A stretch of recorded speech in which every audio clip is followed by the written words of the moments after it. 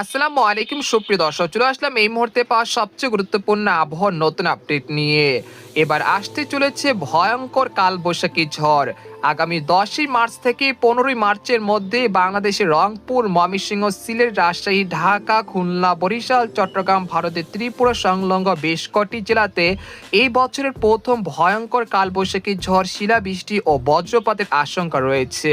শুধু তাই নয়, ঈদের দিন হতে পারে ভয়ঙ্কর কালবৈশাখী ঝড়, সাথে থাকতে পারে ভারী থেকে অতি ভারী বৃষ্টিপাতও। তো আজ 6ই মার্চ বুধবার এবং আগামীকাল 7ই মার্চ শনিবার কেমন থাকতে চলেছে আগামী 24 থেকে 48 ঘন্টার আবহাওয়া? বাংলাদেশ থেকে শুরু করে ভারতের পশ্চিমবঙ্গ, আসাম, মেঘালয়, উত্তর থেকে ত্রিপুরা রাজ্যে আগামী 24 থেকে 48 ঘন্টার মধ্যে কোন কোন জেলার আকাশ আংশিক মেঘলা থেকে মেঘাচ্ছন্ন থাকতে পারে। এছাড়া আসন্ন ঈদের দিন কেমন থাকতে পারে আবহাওয়া এবং আগামী 10 দিনের মধ্যে কোন কোন জেলাগুলোতে কালবৈশাখী ঝড়, শিলাবৃষ্টি এবং বজ্রপাতের আশঙ্কা রয়েছে। তো এই বিষয়ে আরো বিস্তারিত জানতে হলে ভিডিওটি সম্পূর্ণ দেখতে থাকুন। আর আপনি কোন জেলা থেকে খবরটি দেখছেন অবশ্যই আপনার জেলার নামটি আমাদের কমেন্ট বক্সে জানিয়ে দিবেন। আর সবার আগে সবার প্রথম সঠিক আবহাওয়ার খবর জানতে আমাদের চ্যানেলটিকে সাবস্ক্রাইব করে রাখুন। এবার জেনে নেওয়া যাক এক নজরে।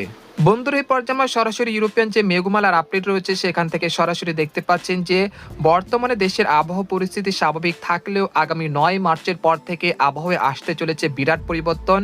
তৈরি হতে পারে একটি পশ্চিমীয় ঝঞ্ঝা এবং বঙ্গোপসাগরে একটি তৈরি হতে পারে বিপরীত ঘূর্ণাবর্ত, যার ফলে দেশের বিভিন্ন অঞ্চলে বৃষ্টি, কালবৈশাখী ঝড় এবং ভয়ঙ্কর বজ্রপাতের আশঙ্কা রয়েছে। আগামী 9 মার্চ ভারতের পশ্চিমবঙ্গের ধানবাদ, তারপর হচ্ছে কলকাতা এবং ভারতের বিহার রাজ্যের বিভিন্ন জেলাতে একটি কালবৈশাখী ঝড়ে মেঘ তৈরি হতে পারে, যেটা ধীরে ধীরে আগামী 10ই মার্চ বুধবার রাজশাহী, খুলনা, বরিশাল, ঢাকা, রংপুর বিভাগ দিয়ে সেটা বাংলাদেশে প্রবেশ করতে পারে। এর ফলে দেশের বিভিন্ন অঞ্চলে 10ই মার্চ সকাল থেকে রাতের মধ্যে বিক্ষিপ্ত আকারে বৃষ্টি বা বজ্রসহ বৃষ্টিপাতের সম্ভাবনা থাকছে। তারপর 10ই মার্চ বিকেল বা সন্ধ্যা দিকে আবারও ঝড় বৃষ্টিপাতের সম্ভাবনা তৈরি হতে পারে ভারতের পশ্চিমবঙ্গে বিভিন্ন জেলাতে, যেটা পরবর্তী সময়ে খুলনা, বরিশাল, ঢাকা, রাজশাহী বিভাগে অর্থাৎ রাত 10টা থেকে রাত 1টার মধ্যে সেই ঝড় কিন্তু আঘাত আনতে পারে। এবং মূল যে ঝড় বৃষ্টি শুরু হবে সেটা হলো আগামী 12ই মার্চ বৃহস্পতিবার সকাল দিকে। আপনারা দেখতে পাচ্ছেন যে সকালের দিকে রংপুর, ময়মনসিংহ, সিলেট বিভাগের কোথাও কোথাও বিক্ষিপ্ত আকারে হালকা থেকে মাঝারি ধরনের বৃষ্টি, সেই সাথে কয়েকটি জেলাতে ঘন্টায় 30 থেকে 40 কিলোমিটার বেগে দমকা ও ঝড়া হওয়ার সাথে ভারী বৃষ্টিপাতের সম্ভাবনা রয়েছে। ময়মনসিংহ, সরিষাবাড়ি, জামালপুর, নেত্রকোনা, সুনামগঞ্জ, কিশোরগঞ্জ, কাপাসিয়া, তারপর হচ্ছে মৌলভীবাজার, সিলেট, জয়ন্তাপুর, কানাইঘাট এই অঞ্চলে বেশ কয়েকটি জেলাতে প্রায় 5 থেকে 10 মিলিমিটার পর্যন্ত মাঝারি থেকে ভারী বৃষ্টিপাত হতে পারে। এছাড়া রংপুর, তারপর হচ্ছে কুড়িগ্রাম, ঠাকুরগাঁও, পঞ্চগড়, তেতুলিয়া, গাইবান্ধা এই অঞ্চলে বেশ কটি জেলাতে আগামী 12ই মার্চ বৃহস্পতিবার বিক্ষিপ্ত আকারে বৃষ্টি এবং কোথাও কোথাও ভারী বৃষ্টিপাত হতে পারে।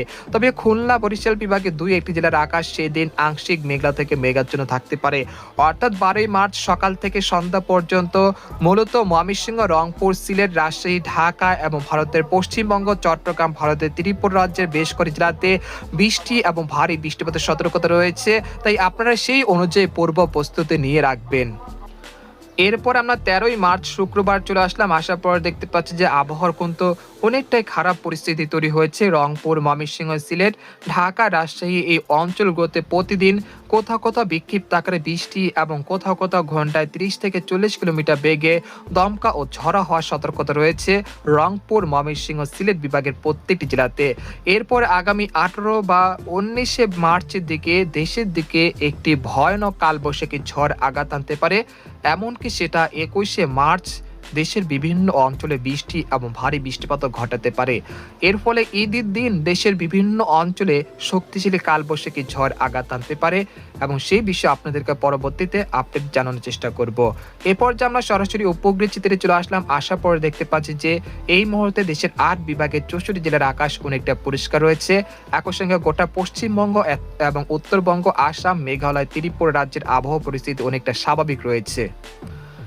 আজ রাতে দেশের কোথাও বৃষ্টি এবং ভারী বৃষ্টিপাতের সম্ভাবনা তেমন দেখা যাচ্ছে না এবং বঙ্গোপসাগর স্বাভাবিক রয়েছে এবং ভারতের উত্তর পূর্ব অঞ্চলগুলোতেও সেরকম পশ্চিমী ঝঞ্ঝার আশঙ্কা তেমন দেখা যাচ্ছে না। এই পর্যায়ে আপনাদেরকে ইউরোপিয়ান যে তাপমাত্রার যে মডেলের পূর্বাভাস রয়েছে সেখান থেকে সরাসরি দেখানোর চেষ্টা করছি। 6 মার্চ দেশের সর্বনিম্ন তাপমাত্রা রেকর্ডকৃত হতে পারে রংপুর, রাজশাহী এই অঞ্চলের কোথাও কোথাও প্রায় 20 থেকে 20 ডিগ্রি সেলসিয়াসের কাছাকাছি সর্বনিম্ন তাপমাত্রা রেকর্ডকৃত হতে পারে। তারপর দিনের সর্বোচ্চ তাপমাত্রা রেকর্ডকৃত হতে পারে ঢাকা, খুলনা, বরিশাল, ময়মনসিংহ, সিলেট এই অঞ্চলে কোথাও কোথাও প্রায় 32 থেকে 33 ডিগ্রি সেলসিয়াসের কাছাকাছি দিনের সর্বোচ্চ তাপমাত্রা রেকর্ডকৃত হতে পারে। এর ফলে কোথাও কোথাও মৃদু তাপ প্রবাহ বয়ে যেতে পারে। তাই আপনারা পূর্ব প্রস্তুতি নিয়ে রাখুন তীব্র গরমের জন্য। তারপর 7 মার্চ শনিবার সকালে দিকে চলে আসলাম, আসার পরে দেখতে পাচ্ছি যে রংপুর, রাজশাহী এই দুইটি বিভাগের কোথাও কোথাও সর্বনিম্ন তাপমাত্রা রেকর্ডকৃত হতে পারে 18 থেকে 19 ডিগ্রি সেলসিয়াসের কাছাকাছি। এরপর দিনের সর্বোচ্চ তাপমাত্রা দেখা যাচ্ছে ময়মনসিংহ, সিলেট, ঢাকা, খুলনা, বরিশাল এই অঞ্চলে কোথাও কোথাও প্রায় 30 থেকে 31 ডিগ্রি সর্বোচ্চ তাপমাত্রা উঠে যাচ্ছে। তারপরে 8 মার্চ রবিবার দিনের সর্বোচ্চ তাপমাত্রা দেখা যাচ্ছে ময়মনসিংহ, ঢাকা, খুলনা, বরিশাল এই অঞ্চলে কোথাও কোথাও প্রায় 31 থেকে 32 ডিগ্রি সেলসিয়াস কাছাকাছি। এরপর আগামী 10 মার্চের পর থেকে সারা দেশে রাত ও দিনের তাপমাত্রা সর্বোচ্চ 3 থেকে 4 ডিগ্রি সেলসিয়াস পর্যন্ত কমে যেতে পারে। এরপর এর ধারাবাহিকতা আগামী 12 থেকে 13 মার্চ পর্যন্ত চলমান থাকতে পারে। এ সময় দেশের বিভিন্ন অঞ্চলে বৃষ্টি এবং শক্তিশালী কালবৈশাখী ঝড়ের সম্ভাবনা রয়েছে, যেটা আপনাদেরকে ভিডিওর শুরুতেই বলেছিলাম। এরপর যে আপনাদেরকে তাপমাত্রার যে মডেলের পূর্বাভাস রয়েছে সেখান থেকে দেখানোর চেষ্টা করছি। আগামী 7 মার্চ রংপুর, রাজশাহী, ময়মনসিংহ, সিলেট এই অঞ্চলে কোথাও কোথাও দিন এবং রাতের সর্বোচ্চ তাপমাত্রা সর্বোচ্চ 2 থেকে 3 ডিগ্রি সেলসিয়াস পর্যন্ত বৃদ্ধি পেতে পারে। এরপর আগামী 9 মার্চ বা 10 মার্চের পর থেকে তাপমাত্রা ধীরে ধীরে কমতে শুরু করবে। এর ফলে দেশের বিভিন্ন অঞ্চলে যে গরমের যে আর্দ্রতা ছিল সেটা অনেকটা কমে যেতে পারে আগামী দিনগুলোতে। তো এই ছিল খবর। তো এরকম লেটেস্ট খবর জানতে আমাদের সাথেই থাকুন। ধন্যবাদ।